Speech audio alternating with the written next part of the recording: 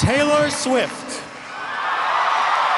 blazing singer-songwriter, producer, director, actress, pioneering and influential advocate for artists' rights, and philanthropist, you have brought joy and resolve to your hundreds of millions of fans throughout the world. One of the best-selling music artists in history, you have crossed genres, demographics, age groups, and borders of all kinds to touch lives around the globe. With 9 original studio albums, 2 re-recorded studio albums, 5 extended plays, 3 live albums, and 14 compilations, you have sold well over 100 million album units, earning awards and honors in every category. You have used the remarkable platform you earned to galvanize support for the Equality Act, to prevent discrimination on the basis of sexual orientation and gender identity. And you have spoken out, and you have supported initiatives to protect women and girls from harassment and sexual assault. You have donated significantly to victims of floods and tornadoes, for cancer research, literacy programs for children, and public education.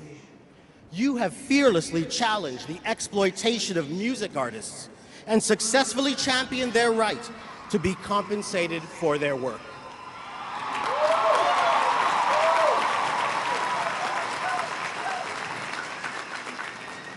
Taylor Swift.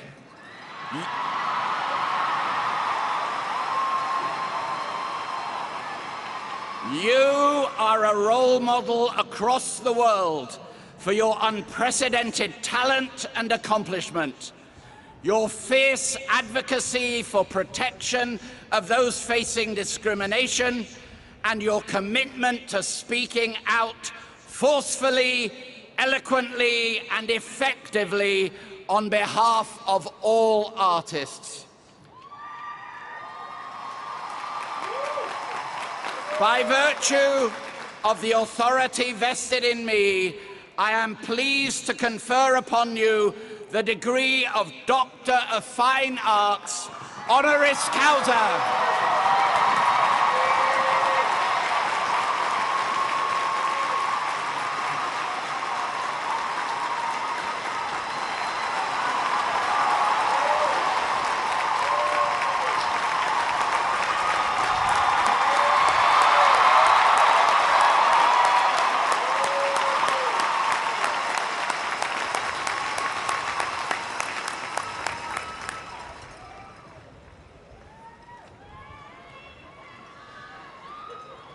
I am now pleased to introduce Taylor Swift, who will respond on behalf of the honorary degree recipients.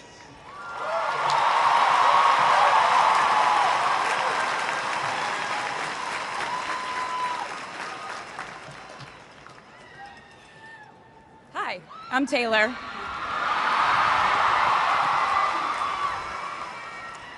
Last time I was in a stadium this size, I was dancing in heels and wearing a glittery leotard. This outfit is much more comfortable. I would like to say a huge thank you to NYU's Chairman of the Board of Trustees, Bill Berkeley, and all the trustees and members of the board, NYU's President Andrew Hamilton, Provost Catherine Fleming, and the faculty and alumni here today who have made this day possible.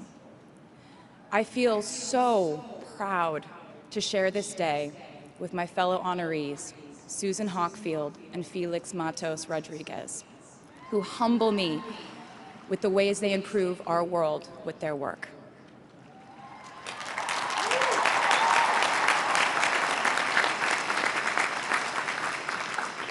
As for me, I'm 90% sure the main reason I'm here is because I have a song called 22.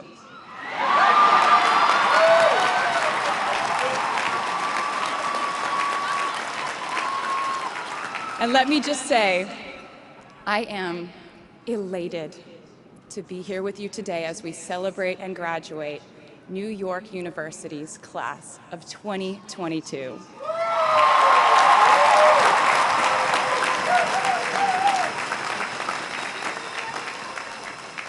Not a single one of us here today has done it alone.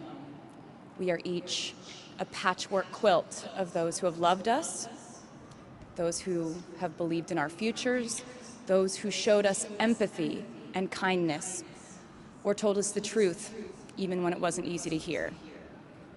Those who told us we could do it when there was absolutely no proof of that.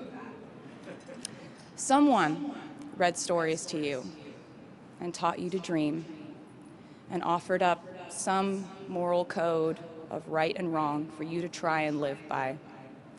Someone tried their best to explain every concept in this insanely complex world to the child that was you as you asked a bazillion questions like, how does the moon work? And why can we eat salad but not grass? And maybe they didn't do it perfectly. No one ever can. Maybe they aren't with us anymore. In that case, I hope you'll remember them today. If they are in this stadium, I hope you'll find your own way to express your gratitude for all the steps and missteps that have led us to this common destination.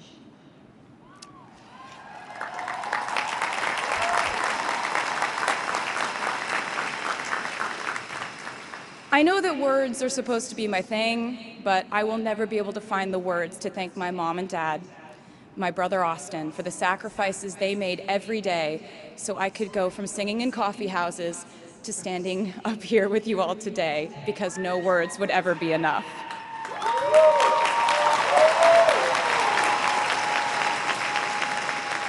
To all the incredible parents, family members, mentors, teachers, allies, friends, and loved ones here today who have supported these students in their pursuit of educational enrichment, let me say to you now, welcome to New York. It's been waiting for you.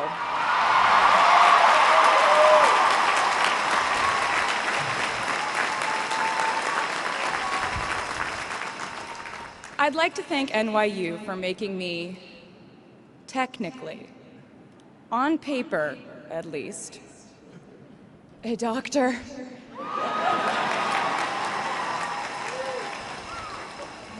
Not the type of doctor you would want around in case of an emergency. Unless your specific emergency was that you desperately needed to hear a song with a catchy hook and an intensely cathartic bridge section.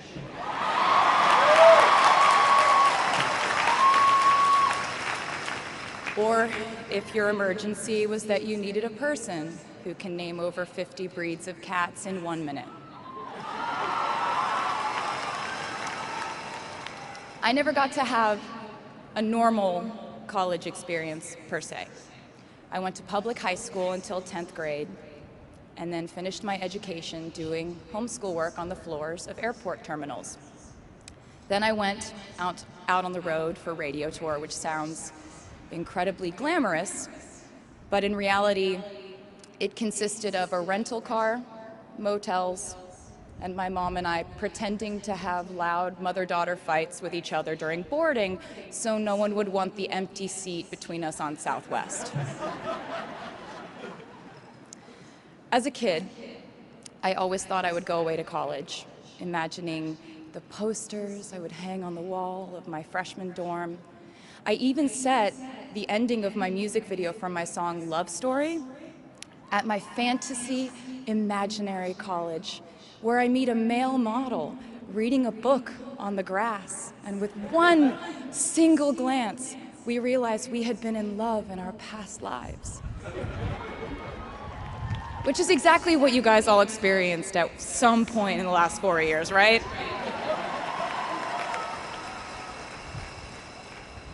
But I really can't complain about not having a normal college experience to you, because you went to NYU during a global pandemic. being essentially locked into your dorms and having to do classes over Zoom. Everyone in college during normal times stresses about test scores. But on top of that, you also had to pass like 1,000 COVID tests. I imagine the idea of a normal college experience was all you wanted too. But in this case, you and I both learned that you don't always get all the things in the bag that you selected from the menu in the delivery service that is life. You get what you get. And as I would like to say to you wholeheartedly, you should be very proud of what you've done with it. Today, you leave New York University and then go out into the world searching what's next. And so will I.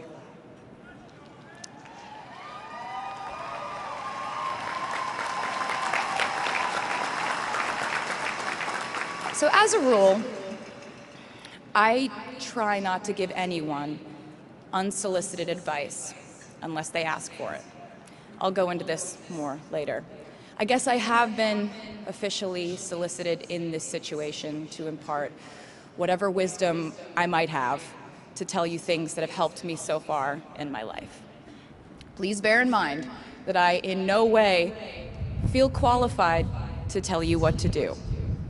You've worked and struggled and sacrificed and studied and dreamed your way here today. And so you know what you're doing. You'll do things differently than I did them and for different reasons. So I won't tell you what to do because no one likes that. I will, however, give you some life hacks I wish I knew when I was starting out my dreams of a career and navigating life, love, pressure, choices, shame, hope, and friendship. The first of which is, life can be heavy, especially if you try to carry it all at once. Part of growing up and moving into new chapters of your life is about catch and release. What I mean by that is knowing what things to keep and what things to release. You can't carry all things, all grudges, all updates on your ex, all enviable promotions your school bully got at the hedge fund his uncle started. Decide what is yours to hold and let the rest go. Oftentimes, the good things in your life are lighter anyway, so there's more room for them. One toxic relationship can outweigh so many wonderful, simple joys. You get to pick what your life has time and room for. Be discerning. Secondly, learn to live alongside cringe. No matter how hard you try to avoid being cringe, you will look back on your life and cringe retrospectively.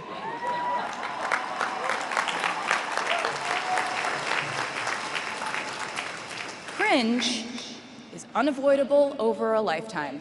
Even the term cringe might someday be deemed cringe. I promise you, you're probably doing or wearing something right now that you will look back on later and find revolting and hilarious. You can't avoid it, so don't try to. For example, I had a phase where, for the entirety of 2012, I dressed like a 1950s housewife. But you know what? I was having fun. Trends and phases are fun. Looking back and laughing is fun. And while we're talking about things that make us squirm, but really shouldn't, I'd like to say I'm a big advocate for not hiding your enthusiasm for things.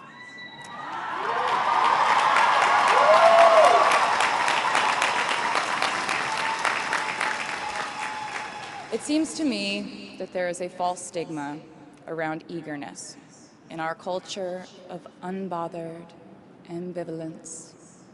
This outlook perpetuates the idea that it's not cool to want it. The people who don't try are fundamentally more chic than people who do. And I wouldn't know because I've been a lot of things, but I've never been an expert on chic. But I'm the one who's up here, so you have to listen to me when I say this. Never be ashamed of trying. Effortlessness is a myth. The people who wanted it the least were the ones I wanted to date and be friends with in high school. The people who want it the most are the people I now hire to work for my company.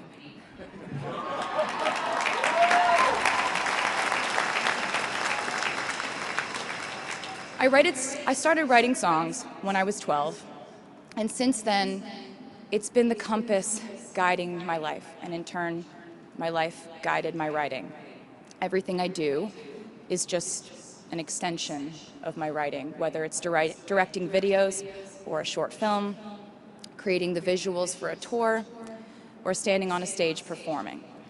Everything is connected by my love of the craft, the thrill of working through ideas and narrowing them down and polishing it all up in the end, editing, waking up in the middle of the night, throwing out the old idea because you just thought of a newer, better one, or a plot device that ties the whole thing together. There's a reason they call it a hook. Sometimes a string of words just ensnares me, and I can't focus on anything until it's been recorded or written down. As a songwriter, I've never been able to sit still or stay in one creative place for too long. I've made and released 11 albums, and in the process, I've switched genre from country to pop to alternative to folk. And this might sound like a very songwriter-centric line of discussion, but in a way, I really do think we are all writers. And most of us write in a different voice for different situations. You write differently in your Instagram stories than you do your senior thesis. You send a different type of email to your boss than you do your best friend from home.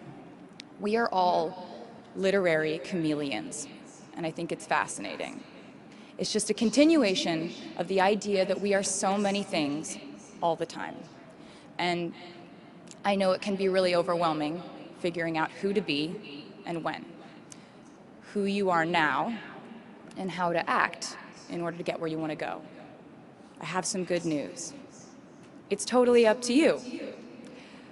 I have some terrifying news. It's totally up to you. I said to you earlier that I don't ever offer advice unless someone asks me for it, and now I'll tell you why. As a person who started my very public career at the age of 15, it came with a price. And that price was years of unsolicited advice. Being the youngest person in every room for over a decade meant that I was constantly being issued warnings from older members of the music industry, media, interviewers, executives, and this advice often presented itself as thinly veiled warnings. See, I was a teenager at a time when our society was absolutely obsessed with the idea of having perfect young female role models. It felt like every interview I did included slight barbs by the interviewer about me one day running off the rails. And that meant a different thing to every person who said it to me. So I became a young adult while being fed the message that if I didn't make any mistakes, all the children of America would grow up to be perfect angels. However, if I did slip up, the entire earth would fall off its axis, and it would be entirely my fault, and I would go to pop star jail forever and ever.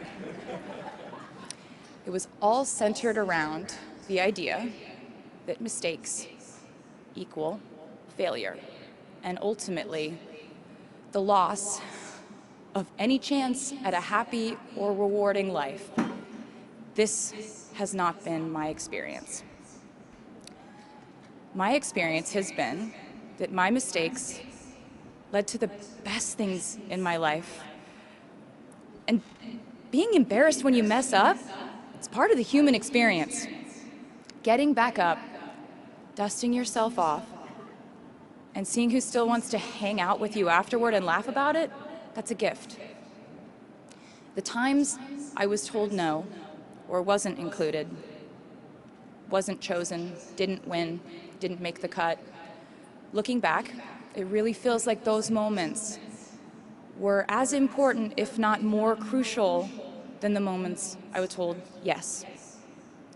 Not being invited to the parties and sleepovers in my hometown made me feel hopelessly lonely. But because I felt alone, I would sit in my room and write the songs that would get me a ticket somewhere else. Having label executives in Nashville tell me that only 35-year-old housewives listen to country music, and there was no place for a 13-year-old on their roster, made me cry in the car on the way home. But then I'd post my songs on my MySpace, and yes, MySpace. And I would message with other teenagers like me who loved country music, but just didn't have anyone singing from their perspective. Having journalists write in-depth, oftentimes critical pieces about who they perceived me to be made me feel like I was living in some weird simulation. But it also made me look inward to learn about who I actually am. Having the world treat my love life like a spectator sport in which I lose every single game was not a great way to date in my teens and 20s. But it taught me to protect my private life fiercely. Being publicly humiliated over and over again at a young age was excruciatingly painful, but it forced me to devalue the ridiculous notion of minute-by-minute, ever-fluctuating social relevance and likability.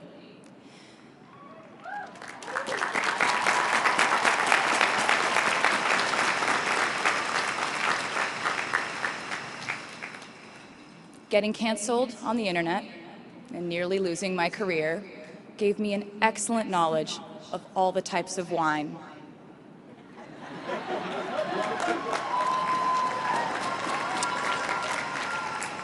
I know I sound like a consummate optimist, but I'm really not. I lose perspective all the time. Sometimes everything just feels completely pointless. I know the pressure of living your life through the lens of perfectionism.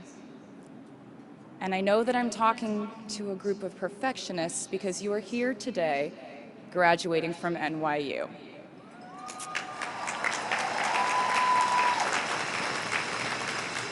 So this might be hard for you to hear.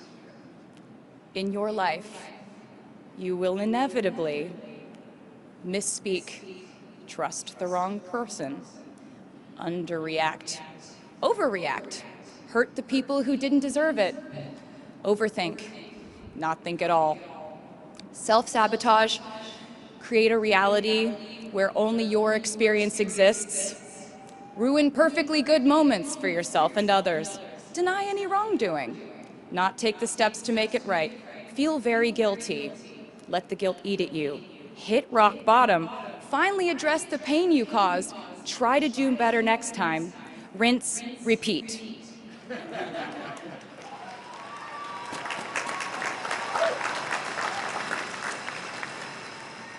And I'm not gonna lie, these mistakes will cause you to lose things. I'm trying to tell you that losing things doesn't just mean losing. A lot of the time, when we lose things, we gain things too. Now you leave the structure and framework of school and chart your own path. Every choice you make leads to the next choice, which leads to the next, and I know it's hard to know which path to take. There will be times in life where you need to stand up for yourself, times when the right thing is actually to back down and apologize, times when the right thing is to fight, times when the right thing is to turn and run. times to hold on with all you have, and times to let go with grace.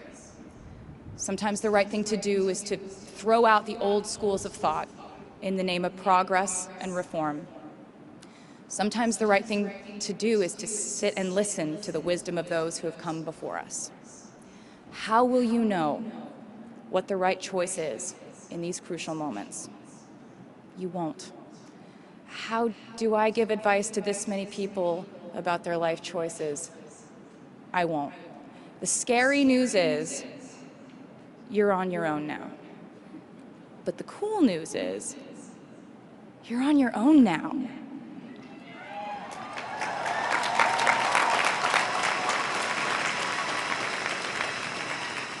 I leave you with this.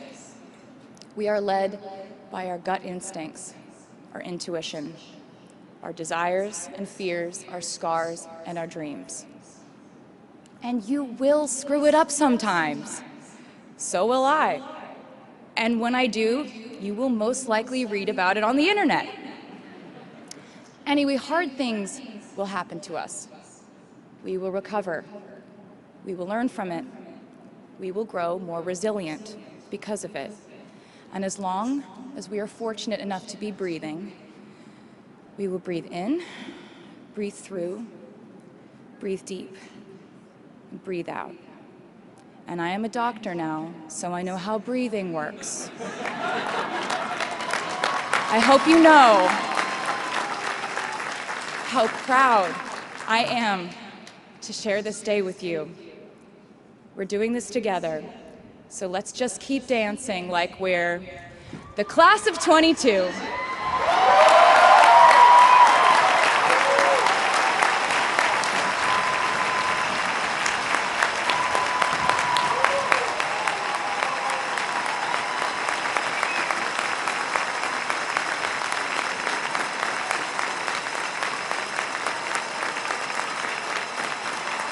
Please welcome the Steinhardt Singers with a tribute to New York City and the class of 2022.